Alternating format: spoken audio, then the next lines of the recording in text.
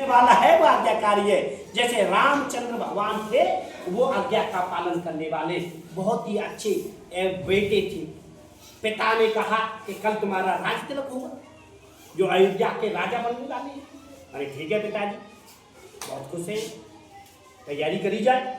तैयारी करी है तो तैयारी होने लगी अयोध्या में।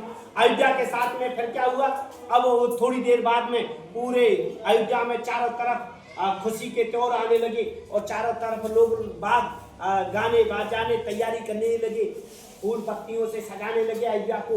बड़े रंग राज में बड़े खुशियों के तौर तरीका में मजा आने लगा, आनंद आने लगा। आखिर में क्या होता है, कई माँ थी उनकी बड़ी वाली माँ, उनको एक वरदान था दशरथ पिता से आकर के उन्होंने उनके पिता से मांग लिया कि नहीं, मुझे मेरे वरदान का जो आपने बोला था वो मुझे चाहिए। मान के मांग लो। क्या मांगती है कि मैं राम के लिए 14 वर्ष का वनवास मांगती हूँ, भरत के लिए मैं राजगद्दी मांगती हूँ।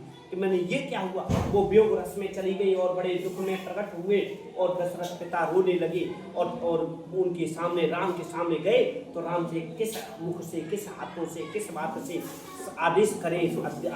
तो राम भगवान को तो पता पड़ गई थी, उन्होंने कहा माता आज्ञा दे कि बात क्या है, कि आपके लिए वनवास है, कि आपके आज्ञा का पालन होगा। मत उन्होंने अपने पूरे राज गद्दी के लिए जो तैयारी का जो गहना पहन रखा था उसे उतार करके उन्होंने रख करके तुरंत आज्ञा के लिए तैयार होकर के वो 14 वर्ष के हिसाब से तैयारी करके वन के लिए चल दिए। अपने भगवा कपड़े पहन करके सादा सिंपल धनुष बाण लेकर के चलने लगे और वो उनके साथ में पीछे से आई सीता माता, उन्होंने मैं भी साथ चलूंगी वन के लिए।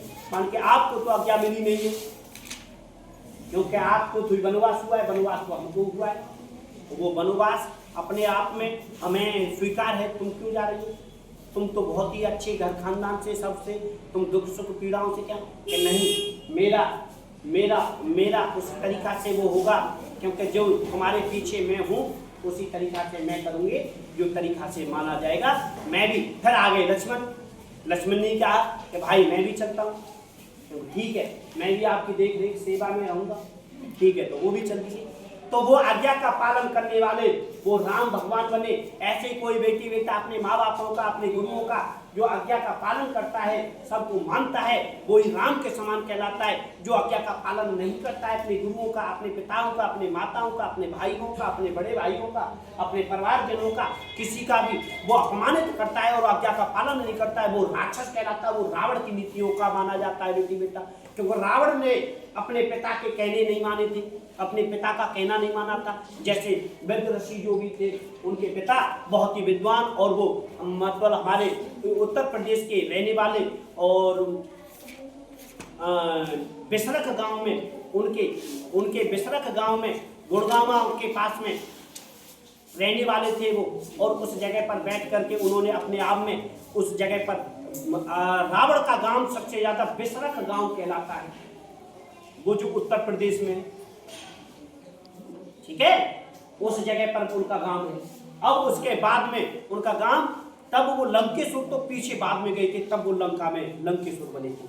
उनका गांव तो हमारे इस नोएडा के पास में और बिसरख गांव में है, जो उत्तर प्रदेश के पास में है। उत्तर प्रदेश राज्य में जिला है। क्या बताया मैंने अभी, बताया? बताओ कौन सा गांव है, वो जिला है बिसरख गांव है, नोएडा जिला है। क्या है? नोएडा जिले के पास में बिसरख गांव में उनका जन्म हुआ था।